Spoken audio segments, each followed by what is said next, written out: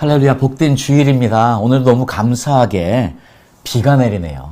사실은 비는 성경에서 하나님의 은혜와 동일시되어지는 표현이었기 때문에 오늘 특별히 비가 내리는 이 한국 땅, 예배드리는 한국교회 위에 하나님의 놀라우신 은혜가 함께하기를 정말 기도하고 축복합니다. 오늘 이 비 많이 내리는 이 은혜, 저희들 이 시간에도 함께하기를 기도하고요.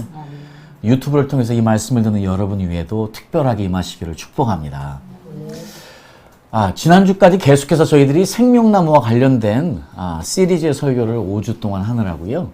이번 5월달이 가정의 달인데 가정과 관련된 설교를 못했었어요. 그래서 계속 마음에 어떤 설교를 해야 되나 이제 고민하고 있었는데 지난주 제가 이제 참석하는 새벽교회 새벽 기도회에서 우리 부목사님 한 분이 계속해서 너무나 놀라운 관점 하나를 이야기하셔서 오늘은 그것을 확대 발전시켜서 오늘 죄와 관련된 이야기, 좀 어두운 이야기지만요, 죄와 관련된 설교를 한 번 더 해보려고 합니다.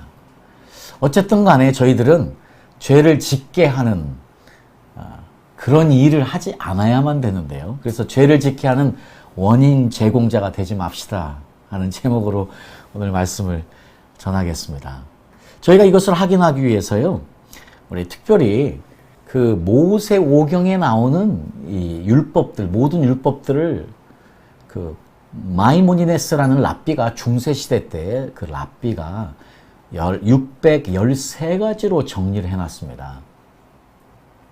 그러면서요, 이 613가지 중에서 248가지의 그 긍정적인 율법들, 그러니까 do it, 하라는 율법들이 있고요. 365가지의 don't do it, 하지 마라는 율법으로 나눴거든요. 근데 여기에도 또 놀라운 숫자의 의미가 있는 것 같아요. 유대인들에게는요, 248이라는 숫자는요, 우리 몸의 모든 마디 숫자입니다.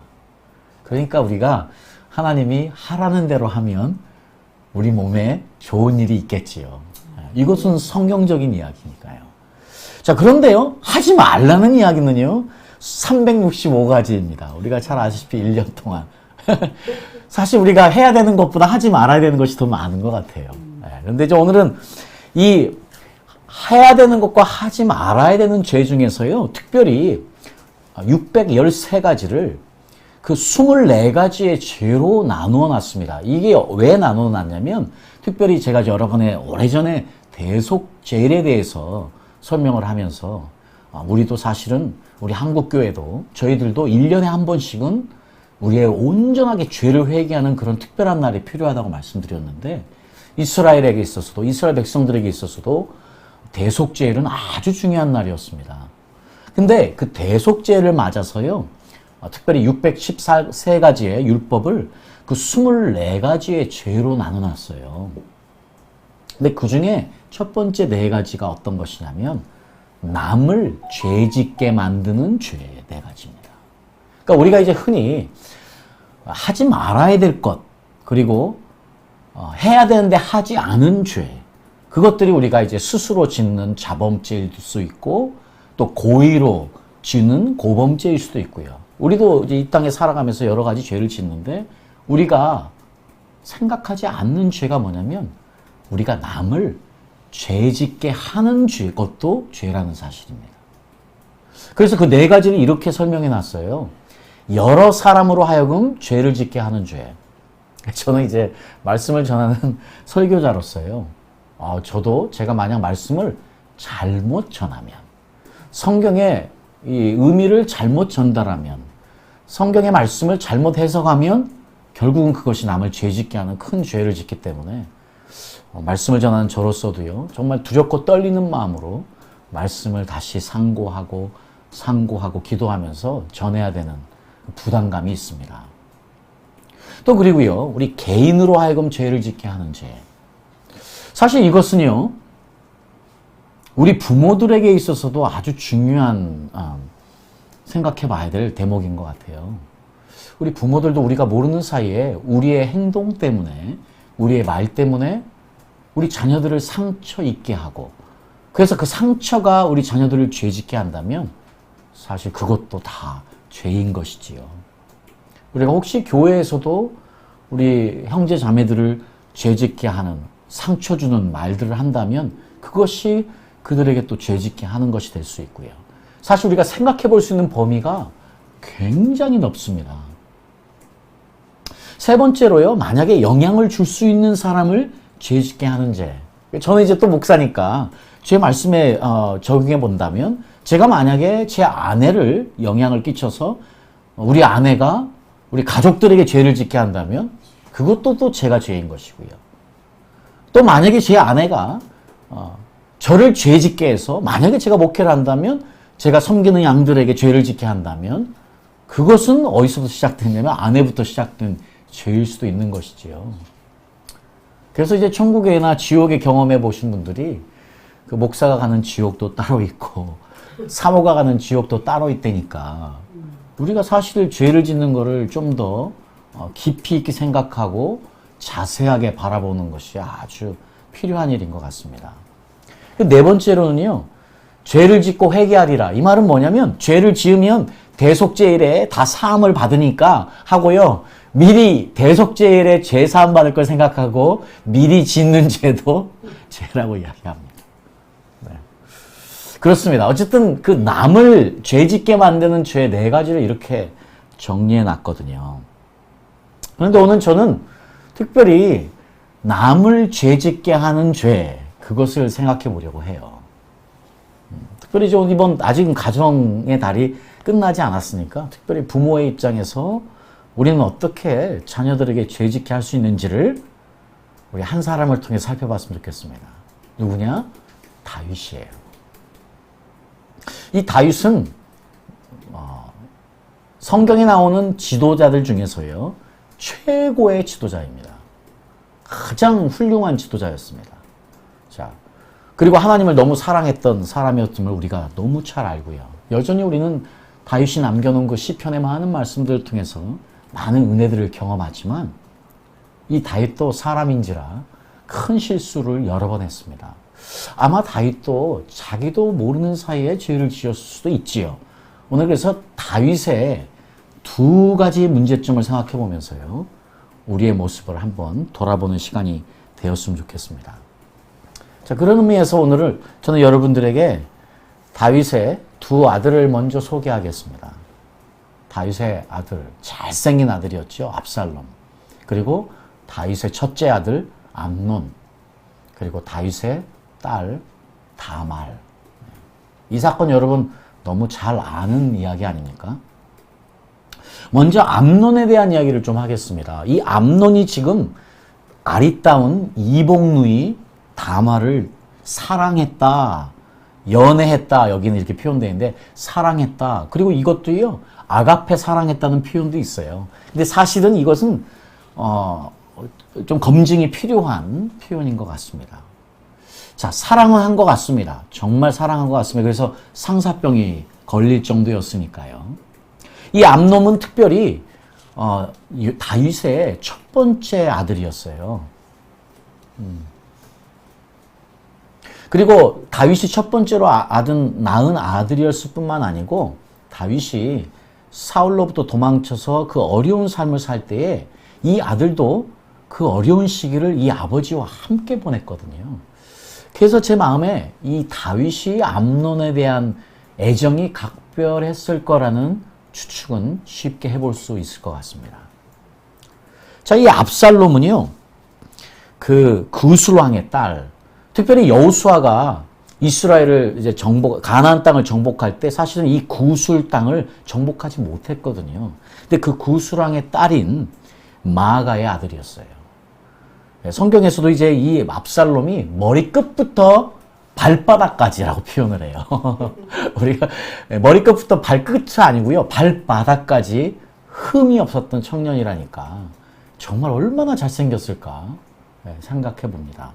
안타깝게도 천국에 가면 확인을 못 해볼 것 같습니다. 자, 어쨌든 이제 이 압살롬, 너무나 훌륭한 청년이었고요.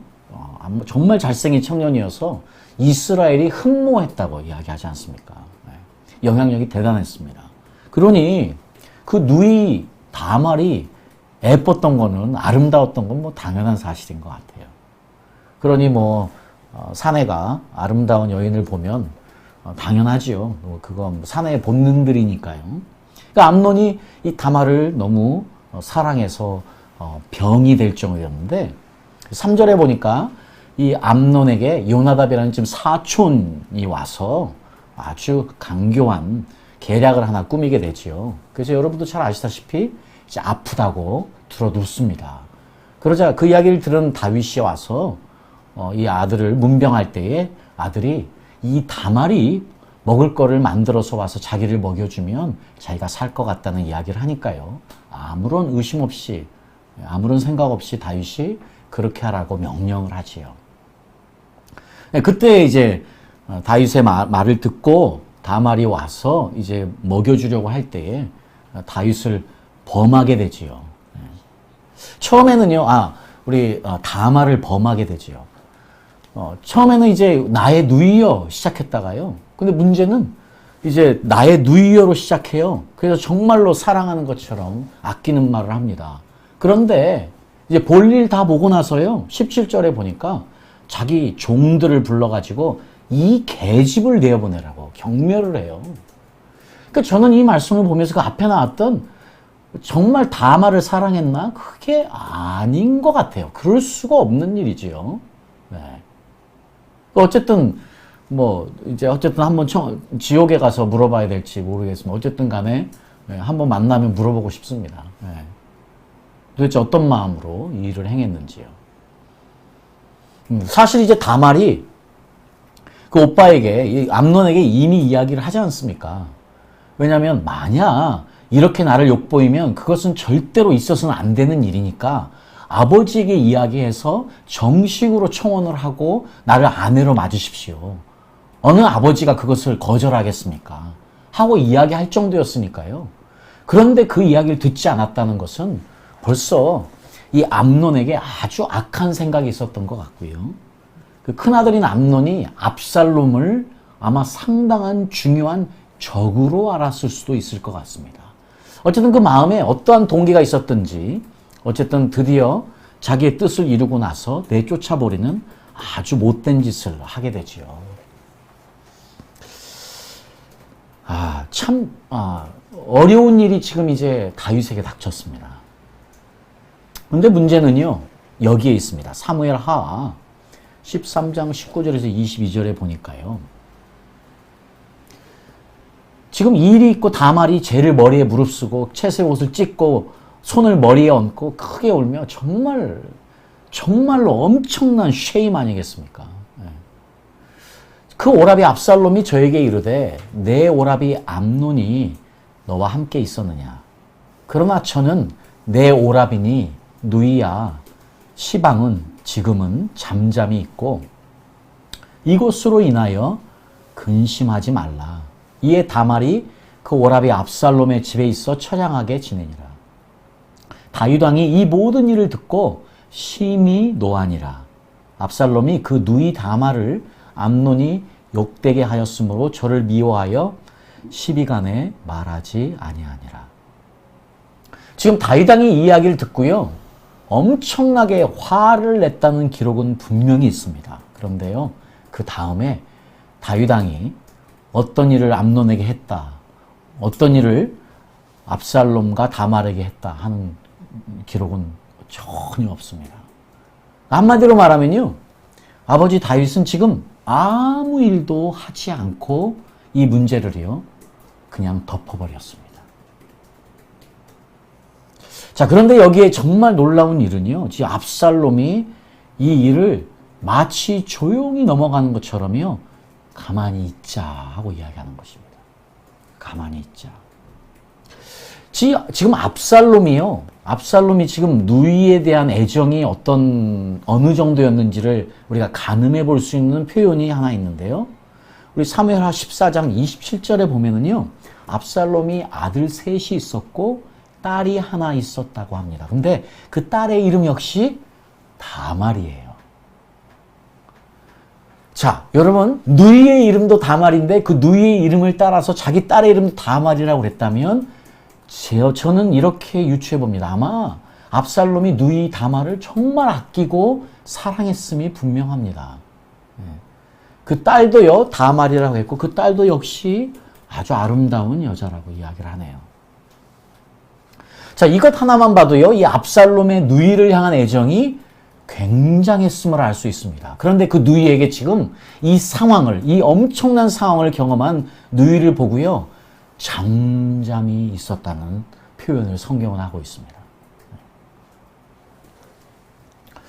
우리는 이 결과를 나중에 보게 됩니다. 여러분 잘 아시다시피요, 결국 나중에 여러 해가 지난 후에 그 양털 꺾는 축제를 하는 기간을 이용해서 압살롬이 그 형제들을 초청하고 그 자리에서 암논을 죽이지요. 그리고 우리가 너무 잘 아시다시피요, 나중에 이 압살롬은 아버지를 배반하게 됩니다.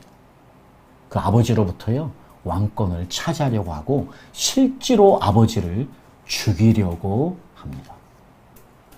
그것만이 아니고요, 아히도벨이라는 그 지략가의 말을 듣고 그 백주 대낮에 모든 백성들이 지켜보는 가운데 그 첩들 10명을 남겨놓은, 왕궁을 돌보라고 남겨놓은 첩들 10명을 다 강간하게 됩니다.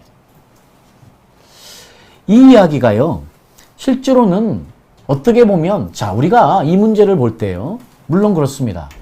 이거는 신앙적으로 보면, 그리고 하나님의 뜻이라는 관점에서 보면은요, 이것은 하나님이 이미 말씀하신 저주였어요. 왜냐면 사무엘하 12장에 보면은요, 네.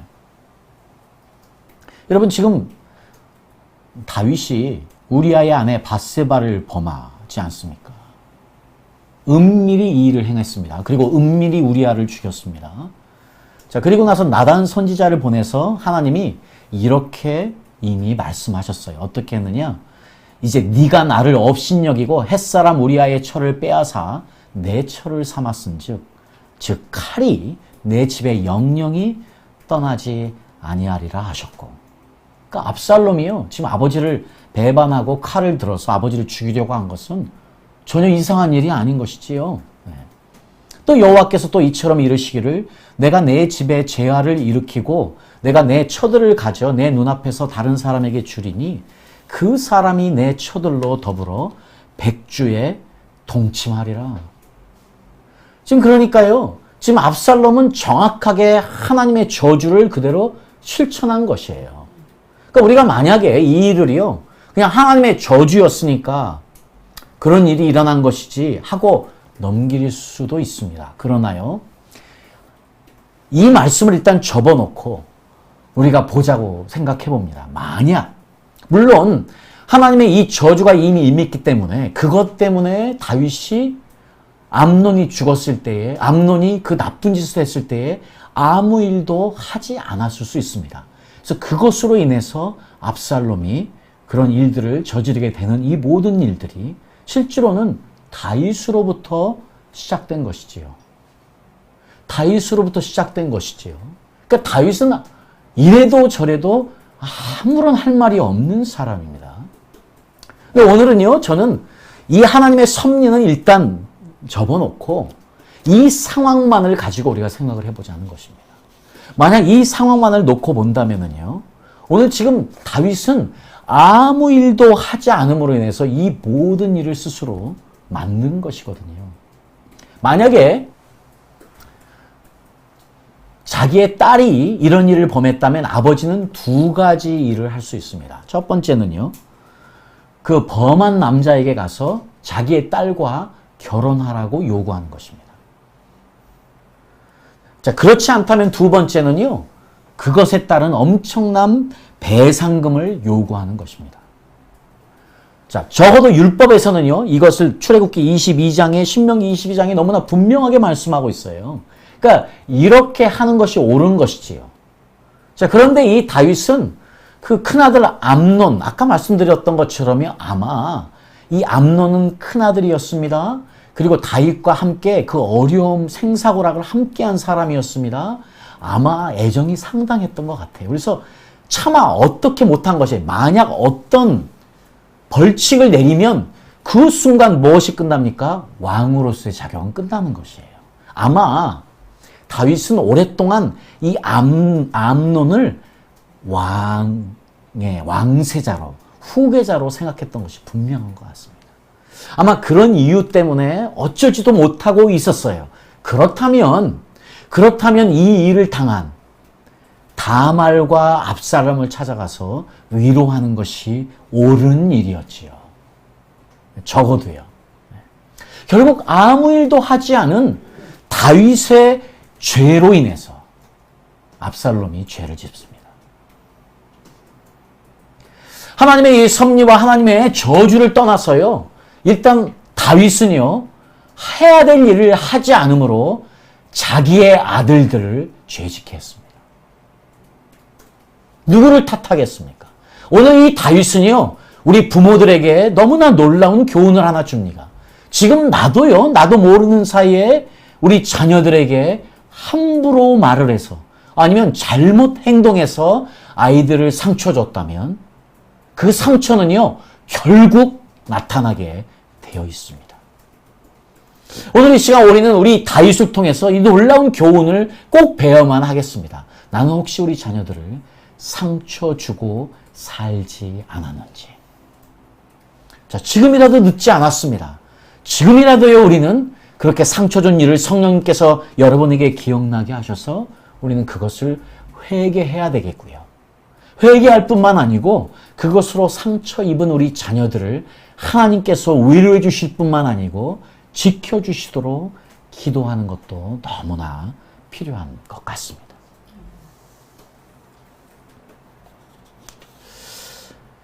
자, 그렇습니다. 자, 그래서요, 우리는 이 압살롬과 다말의 사건뿐만 아니고요, 우리 한 명의 여인을 더 생각해 봤으면 좋겠습니다. 이 여인의 이름은요, 미갈이었습니다.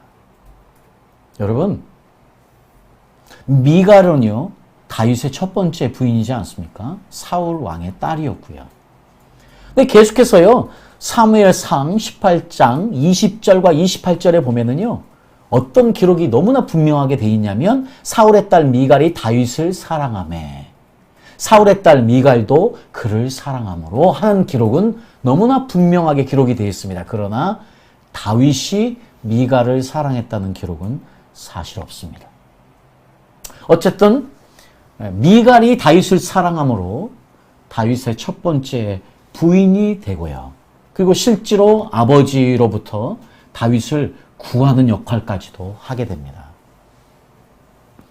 그러나 이제 여러 해가 시간이 지났고 그 사울왕과의 계속되는 쫓김을 통해서 어려운 시간을 다윗이 맞게 되고요. 그 중간에 이미 부인을 2명을 더 얻게 되고 자녀들도 얻게 되지요. 그런 가운데 드디어 참고로요, 다윗의 부인은 9명입니다. 그리고 다윗의 아들들은 19명이고요.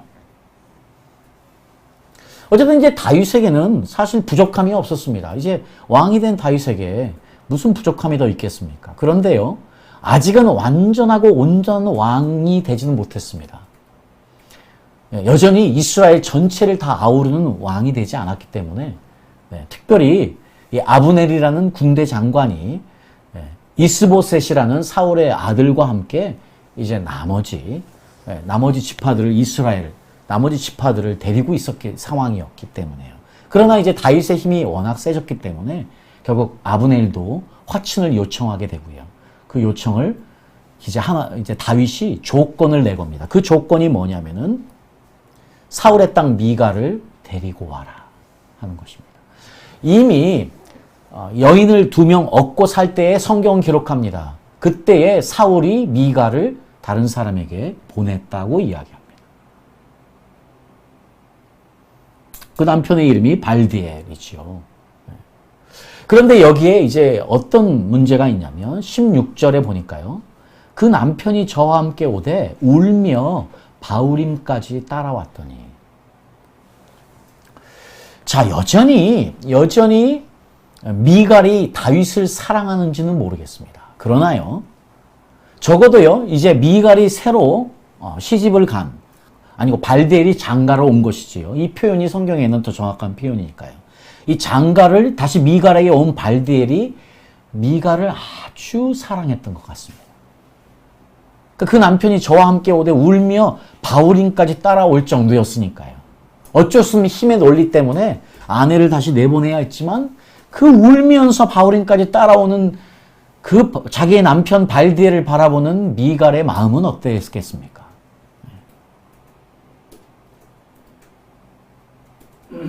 저희가 하나님의 뜻을 떠나서요, 하나님의 섭리를 떠나서요, 우리가 그냥 인간적인 면에서 이 부분을 바라본다면 여전히 미갈이 다윗을 사랑하는지는 모르겠어요. 시간이 상당히 지났고 이미 다윗은 충분한 여인들을 다 가지고 있었기 때문입니다.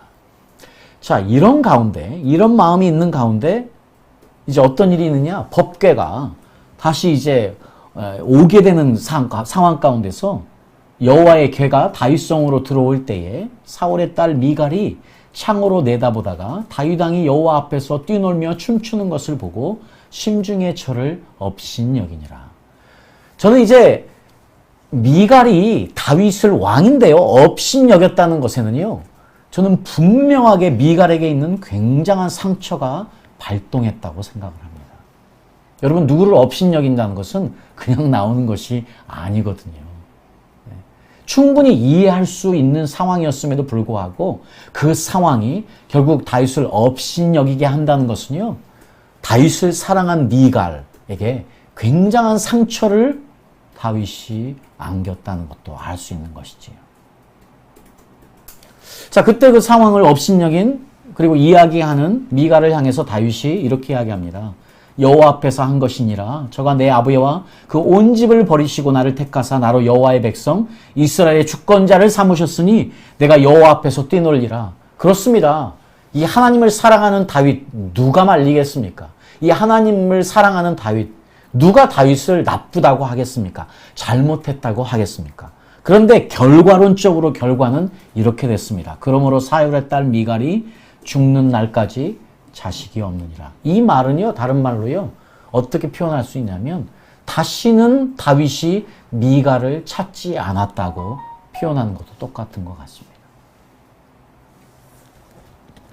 자, 오늘 우리는요, 압살롬, 미갈을 보면서요, 어떻게 보면 저주받은 아들, 어떻게 보면 저주받은 아내의 모습을 봅니다. 그런데 이것이 누구의 잘못입니까? 누가 미갈을 그렇게 만들었습니까? 누가 압살롬을 그렇게 만들었습니까? 천하의 다윗도 절대로 압살롬의 죄와 미갈의 죄에서 자유스럽지 않다는 사실입니다. 오늘 지금 이 구약에 있는 말씀은 여전히 오늘 우리에게도요, 나는 어떠한 부모인가, 나는 어떠한 이웃인가, 나는 어떠한 성도인가, 나는 어떠한 목사인가 생각해 보게 합니다. 나는 어떤 부모인가. 그래서 오늘 저는 여러분들에게 제목처럼요, 절대로 우리는 어떠한 이유에서든요, 우리는 그냥 내가 짓는 죄가 죄라고만 생각했다면 오늘 성경은 우리에게 남을 죄짓게 하는 것도 죄라는 것을 분명히 이야기하고 있다는 것입니다. 하나님은 우리의 마음의 중심을 보시기 때문입니다. 우리의 동기를 정확하게 아시기 때문입니다. 그래서 원인이 중요합니다. 그래서 누가 이것을 하게 했느냐도 중요한 것이지요. 우리는 절대로요, 남을 죄짓게 하는 원인 제공자가 되어서는 안 되겠습니다. 여러분 따라하십시오. 큰 소리로 따라하십시오. 절대로 남을 죄짓게 하지 말자. 우리는요, 하나님의 불꽃 같은 눈치로 보시는 그분 앞에서 이 땅을 살아가기 때문에 내가 죄를 짓지 않는 것만으로 만족해서는 안 됩니다. 내가 혹시 충분하게 남을 고려하지 못해서, 충분하게 남을 생각하지 못해서, 적어도 남에게 친절하게 대하지 못해서, 남을 사랑하지 못해서 남을 죄짓겠다면 그것 또한 죄라는 것을 오늘 말씀을 통해서 우리가 분명히 알아야만 되겠습니다. 여러분, 부모님들, 우리 명심해야 됩니다. 절대로 자식을 편애하면 안 됩니다. 여러분, 교회에 있는 성도 여러분, 교회에 있는 여러분 모두 명심하십시오. 절대로 편애로 내가 좋아하고 사랑하는 사람들끼리 작당을 하고 모여서 일당이 되어서 분당질을 해서 절대로 남을 죄짓게 하는 죄를 짓지 마십시오. 교회는 하나된 지체입니다. 절대로 그런 짓을 하면 안 됩니다, 여러분. 자, 오늘 다윗은 우리에게 너무나 큰 교훈을 던져줍니다. 이제 5월 며칠 남지 않은 가정의 달에 나는 어떤 부모인가? 나는 어떤 하나님 나라의 지도자인가? 나는 어떤 하나님 나라의 성도인가를 다시 돌아보면서 내가 스스로 죄를 짓지 않는 것뿐만 아니고 나는 절대로 남을 죄짓지 않게 하겠다고 주님 앞에 맹세하시며 주님께 결심하시며 주님의 도우심을 구하며 주의 은혜를 구하며 나아가는 여러분 되시기를 예수님의 이름으로 축복합니다. 아멘.